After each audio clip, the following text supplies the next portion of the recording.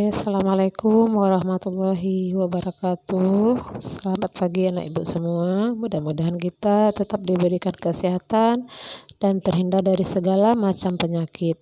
Dan mudah-mudahan juga pandemi ini segera berakhir di negara kita ini. Dan biar kita bisa lagi tatap muka, karena ibu rindu kepada anak-anak ibu yang ganteng, yang cantik, yang soleh dan soleha. Nah, baiklah, pada pagi hari ini pokok bahasan kita adalah dinamika kependudukan Indonesia. Nah, Indonesia itu merupakan negara kepulauan, ya, dengan potensi sumber daya manusia yang sangat besar, ya. Kenapa besar? Karena Indonesia merupakan penduduk yang keempat terbanyak di dunia, ya, itu mencapai 258 juta jiwa lebih, ya.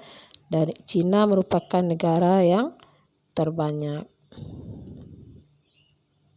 Nah, apa itu dinamika kependudukan? Ya. Nah, jadi dinamika kependudukan itu adalah perubahan jumlah penduduk pada suatu wilayah yang disebabkan, ya, oleh beberapa macam. Nah, ilmu yang mempelajari tentang mengukur kependudukan secara kuantitatif disebut demografi, ya. Nah, kemudian, ini lihat, ya, ada ini merupakan negara India, ya. India juga merupakan salah satu negara yang terbanyak di dunia. Kemudian, ini lihat berapa banyaknya umat manusia, ya. Ini merupakan dinamika kependudukan. Nah, mengapa jumlah penduduk di suatu wilayah itu berubah dari waktu ke waktu? Apa yang menyebabkan, ya, berubahnya jumlah penduduk tersebut? Nah, ya, yang pertama yaitu dengan adanya perkembangan jumlah penduduk. Jadi faktor dinamika pendudukan itu ada 4. Ya. Yang pertama itu adanya kelahiran, ya, adanya kematian, adanya migrasi atau persebaran penduduk. Kita lihat satu persatu, ya. Nah, kelahiran, ya. Nah, kelahiran itu merupakan adalah jumlah bayi yang hidup setiap 1000 penduduk di suatu wilayah dalam kurun waktu 1 tahun. Jadi angka kelahiran itu dapat dihitung dengan menggunakan rumus, ya, jumlah bayi lahir dalam 1 tahun dibagi jumlah penduduk kali 100. Nah, itu kita bisa menghitung jumlah kelahiran. Kemudian yang kedua itu kematian.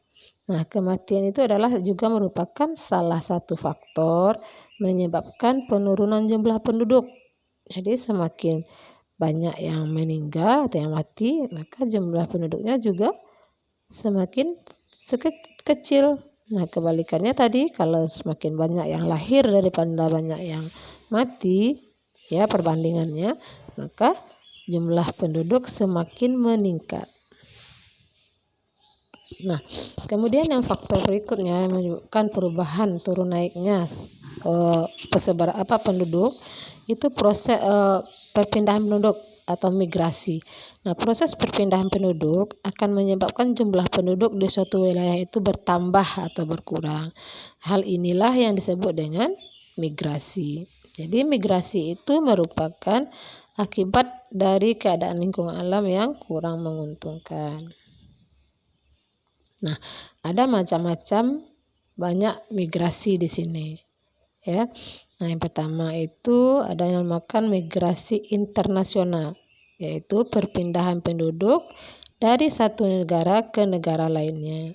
Nah, di imigrasi yaitu masuknya penduduk dari satu negara ke negara lain dengan tujuan menetap, ya. Orang melakukan migrasi disebut dengan imigran. Nah, misalnya, ya, ada negara Cina, ya, dia ingin bekerja di Indonesia. Nah, maka dia melakukan imigrasi ke Indonesia dengan tujuan menetap. Kemudian ada lagi namanya yang kedua emigrasi, ya, yaitu keluarnya penduduk dari satu negara ke negara lain. Jadi orang Indonesia pindah ke luar negeri. Nah, itu disebut dengan emigrasi. Orangnya disebut dengan emigran. Nah, kemudian yang berikutnya remigrasi atau repatriasi, yaitu kembalinya imigran ke negara asalnya. Misalnya ada anak ibu ya berkat misalnya. Nah, sebelumnya dia melakukan emigrasi, pindah ke luar negeri, tinggal di sana, kerja di sana, ya. Nah, kemudian karena orang tuanya sakit-sakit, sudah tua, maka dia kembali lagi ke Indonesia. Nah, itu dinamakan remigrasi.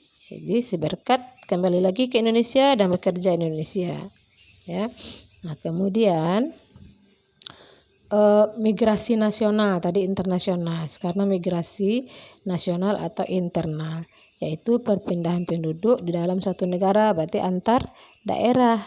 Ya, yang pertama itu adalah urbanisasi, yaitu perpindahan dari desa ke kota dengan tujuan menetap. Ya, misalnya seperti ibu nih, ya, ibu biasanya kan tinggal di kampung. Nah, kemudian ibu pindah ya ke sini ya dengan tujuan menetap, cari kerja di sini, tinggal di sini dan sudah beli rumah di sini. Nah, itu dinamakan dengan urbanisasi. Kemudian yang kedua ada transmigrasi. Itu perpindahan penduduk dari pulau yang padat penduduk ke pulau yang jarang penduduknya ya di dalam wilayah Republik Indonesia. Nah, itu transmigrasi pertama kali dilakukan di Indonesia itu pada tahun 1905 oleh pemerintah Belanda yang dikenal dengan kolonisasi. Nah, itu banyak ya zaman-zaman Bapak Soeharto itu juga banyak terjadi yang namanya transmigrasi, yaitu banyak orang Jawa itu pindah ke daerah-daerah untuk membuka lahan sawit misalnya. Nah, itu yang dilakukan dengan transmigrasi. Nah, kemudian ada lagi yang dinamakan dengan transmigrasi khusus, yaitu yang dilaksanakan dengan tujuan tertentu seperti penduduk yang terkena bencana ya, dan daerah yang terkena pembangunan proyek ya atau masih nah seperti itu. Kemudian ada lagi transmigrasi spontan ya, dinamakan dengan swakarsa, yaitu transmigrasi dilakukan seseorang atas kemauan dan biaya sendiri, berarti tidak bersama-sama dilakukan transmigrasinya ya. Kemudian ada lagi transmigrasi lokal, yaitu transmigrasi dari satu daerah ke daerah yang lain masih di dalam provinsi dan pulau yang sama. Nah, kemudian ada ya persebaran penduduk. Persebaran atau distribusi penduduk adalah bentuk penyebaran penduduk dari satu wilayah atau negara, apakah penduduk tersebut tersebar merata atau tidak. Nah, persebaran penduduk itu dapat dikenali dari kepadatan penduduknya, ya.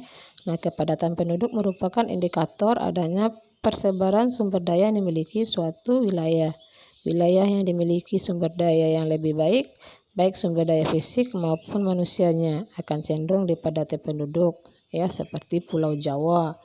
Ya, Pulau Jawa itu sangat padat sekali penduduknya ya, karena dia memiliki sumber daya yang bagus, sumber daya fisik yang bagus dan manusianya juga bagus, maka banyak dipadati penduduk.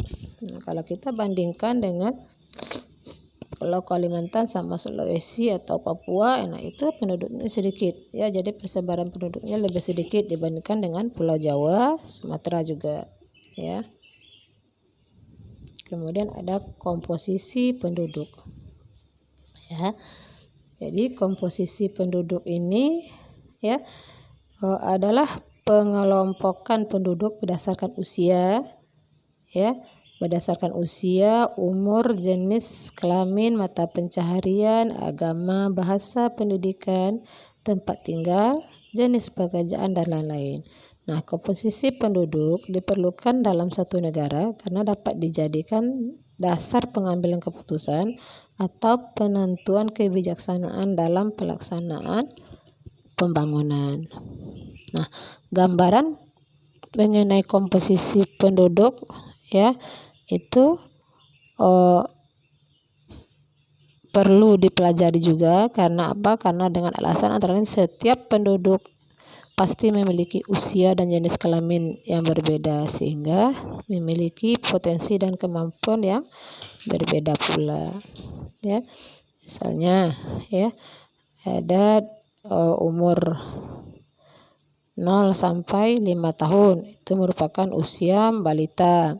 Ya, 6 sampai 12 tahun merupakan usia SD, 13 sampai 15 SMP, 16 sampai 18 SMA, ya, sampai ke perguruan tinggi 19 sampai 24. Ya, kemudian usia dewasa itu sampai 25 sampai 60 tahun, lebih dari 60 tahun dinamakan lansia, lanjut usia. Nah, berikutnya ada keragaman etnik budaya. Nah, jadi masyarakat Indonesia itu merupakan masyarakat yang memiliki suku, bangsa, dan budaya yang berbeda, yang beragam. Ya, nah, berapa banyak provinsi kita di Indonesia? Nah, semua itu mempunyai ya budaya dan adat istiadat yang berbeda-beda. Nah, jadi suku bangsa ini sering disebut dengan etnik.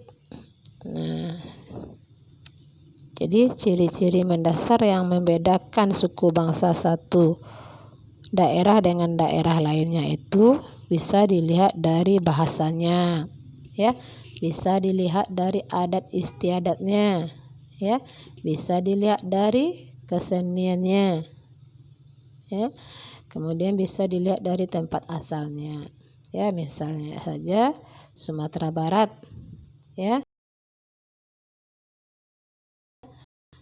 Minang, ya, keseniannya bisa dalam bentuk misalnya seni tari piring, ya, atau Jawa, ya, bahasanya bahasa Jawa. Kemudian ya keseniannya itu bisa bermacam-macam, ya, ada reog dan yang lainnya. Nah, keberagaman bangsa Indonesia ini ya terbentuk oleh jumlah suku bangsa yang mendiami berbagai lokasi yang tersebar di Indonesia. Ya. Nah, keragaman bangsa Indonesia tampak pula dalam seni sebagai hasil kebudayaan daerah Indonesia. Ya, misalnya dalam bentuk tarian tadi, nyanyian dan yang lainnya. Ya. Nah, kemudian keragaman budaya bangsa Indonesia ini baik dari Sabang maupun sampai Merauke merupakan aset yang tak ternilai harganya, ya, dan ini perlu kita lestarikan. Nah, sampai di sini pembahasannya.